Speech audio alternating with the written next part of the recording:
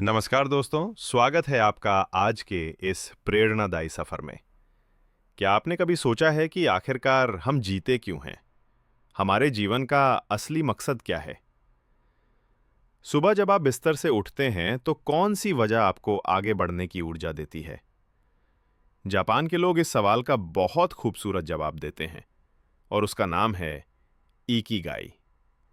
Ikigai का मतलब इकी का मतलब है जीवन और गाई का मतलब है मूल्य या उद्देश्य, यानी इकिगाई इज इक्वल टू जीवन का उद्देश्य। ये वो चीज है जो आपको सुबह उठने पर खुशी देती है और रात को सोने से पहले संतोष। सोचिए, अगर किसी को पेंटिंग पसंद है और वही उसका पेशा बन जाए तो उसका इकिगाई वही है। अगर किसी को लोगों की मदद करना अच्छा लगता है और वही उसका काम है तो उसका इकिगाई वही है।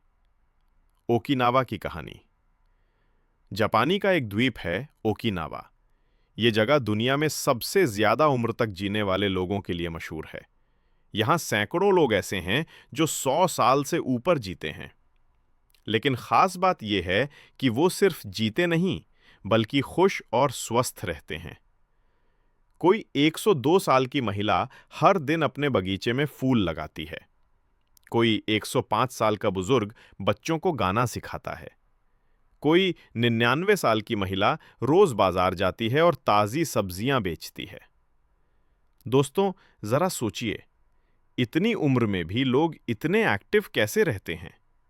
उनका राज है उनका इकिगाई। इकिगाई के 4 स्तंभ। लेखक बताते हैं कि इकिगाई इन 4 चीजों का संगम है। 1. आपको क्या पसंद है? जैसे गाना, लिखना, पढ़ाना। 2. आप किस काम में अच्छे हैं? आपकी कला, आपकी स्किल। 3. दुनिया को किसकी जरूरत है? समाज को क्या लाभ पहुंचा सकते हैं? 4. जिससे आप कमा सकते हैं, जिससे आप आर्थिक रूप से मजबूत बने। जब ये चारों बातें एक जगह मिलती हैं, तभी इंसान अपना असली इकिगाई पाता है।